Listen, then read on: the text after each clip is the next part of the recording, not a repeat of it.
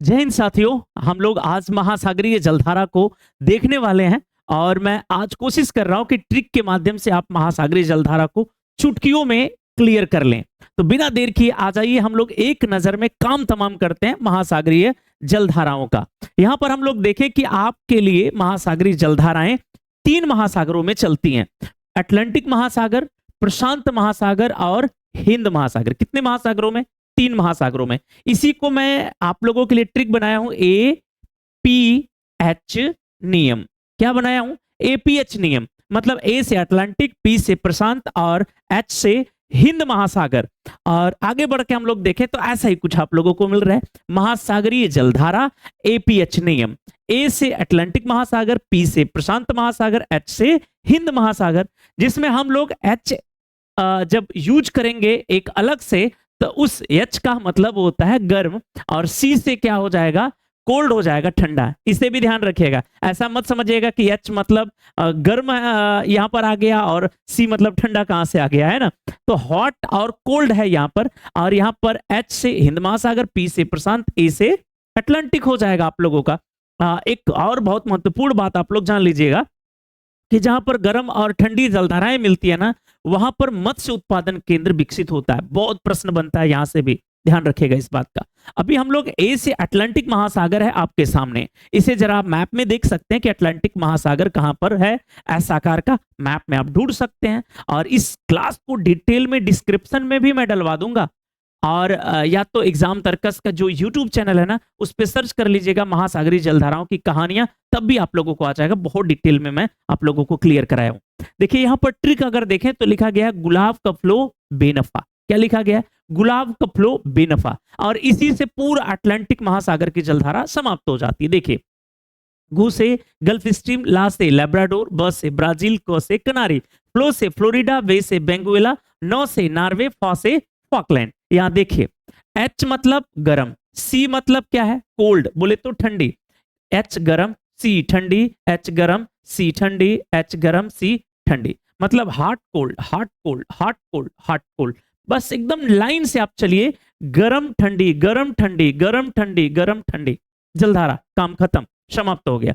इसमें देखें gulf stream को और अन्य नामों से भी जाना जाता है, यूकाटन, इरविंगर और रेनल के नाम से। और gulf stream Labrador, gulf stream गर्म, लेब्राडोर ठंडी जलधारा दुनिया का दूसरा सबसे बड़ा मत्स्य उत्पादन केंद्र बना देता है, जो न्यू फाउंडलैंड के पास है। आप लोगों को मैं बताया भी हूं।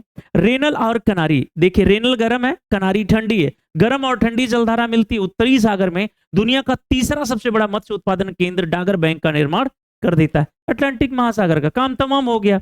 अभी देखते हैं आगे, प्रशांत महासागर।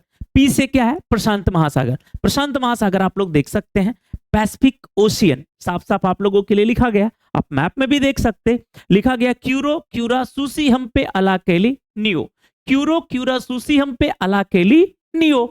अब क्यूरो से क्यूरिसियो, क्यूरा से क्यूराइल, सूसी से सुसीमा, हम्पे से हमबोल्ट या फिर पेरू, क्योंकि इसकी खोज हमबोल्ट ने किया था, जो पेरू के तटों पर चलती, इसलिए इसे हमबोल्ट भी कहा जाता। अलास्का हो गया, कैलिफोर्निया हो गया, एल नीनो हो गया और ओयासी हो गया। फिर से वही rule, hot cold, hot cold, hot cold, hot cold. मतलब एक गरम दूसरा ठंडा, गरम ठंडा, गरम ठंडा, ऐसे करके आप लोगों को चलना है। यहां पर देखिए क्यूरिसियो को काली जलधारा के नाम से भी जाना जाता है, जापान के पास, आप लोगों को पता होगा। देखिए क्यूरिसियो और क्यूराइल, क्यूरिसियो और क्यूराइल, ये गर्म ये ठंडी जलधारा मिलके दुनिया का पहला सबसे बड़ा मत्स्य उत्पादन केंद्र बनाती है, जो जापान के उत्तरी तट पर होने की वजह से जापान के उत्तरी तट के नाम से जाना जाता है।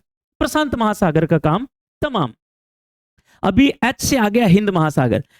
हिंद महासागर में मो अगुल सो, बस काम खत्म। मो अगुल सो, अब यहां पर सभी के सभी गर्म है जो मो अगुल सो से हैं, चाहे वो मो से मोजाम्बिक और मेडागास्कर हो, चाहे फिर अगुल से अगुल हास हो, सोमालिया से सोमाली या फिर सोमालिया जलधारा हो, ये सभी के सभी गर्म है। या कुछ थोड़ा सा टेक्निकल पॉइंट आप लोगों को पकड़ लेने हैं। देखिए क्या, ये ऑस्ट्रेलिया महाद्वीप है ना, ऑस्ट्रेलिया महाद्वीप का एक हिस्सा जो पश्चिमी है वो हिंद महासागर के तरफ पड़ता है, तो दूसरा हिस्सा जो पूरब का है वो प्रशांत महासागर में पड़ता है। अब यहां थोड़ा सा ध्यान रखें कि ये ऑस्ट्रेलिया, ऑस्ट्रेलिया का पश्चिमी भाग पश्चिमी ऑस्ट्रेलिया के नाम से जाना जाएगा। और पश्चिमी ऑस्ट्रेलिया की जलधारा कैसी हो जाती है? ठंडी, क्योंकि ऐसे जलधारा चलती है ना, इसलिए ठंडी जलधारा जो हिंद महासागर में। प्रश्न बनता है कि पश्चिमी ऑस्ट्रेलिया की जलधारा कैसी है, ठंडी है, कहां चलती है, दक्षिणी हिंद महासागर में चलती है।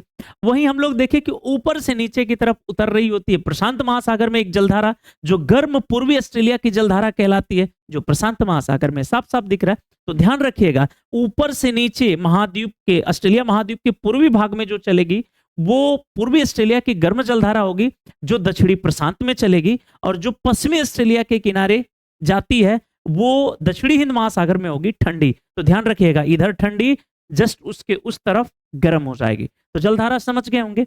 इसे एक मैप में आप चीजों को देख भी सकते हैं। वैसे मैं बहुत डिटेल में पढ़ाया हूं, तो ट्रिक है, काफी छोटे वीडियो में हम लोगों को क्लियर करना है, तो आप लोग समझ भी गए होंगे। और डिटेल में आप लोगों को सीखना है तो डिस्क्रिप्शन में लिंक मैं डलवा दूंगा, और उससे आप लोग देख लीजिए। अगर सेशन अच्छा लगा हो तो आप भाई को अपने अंगूठा दे सकते हैं, अंगूठे की संख्या बढ़ा सकते हैं, अपने दोस्तों मित्रों को ये सेशन शेयर कर सकते हैं, और चैनल को भी सब्सक्राइब कर लें, जिससे इसी प्रकार की छोटी वीडियो में बहुत ज्ञानवर्धक तथ्य आप लोगों तक पहुंचता रहेगा।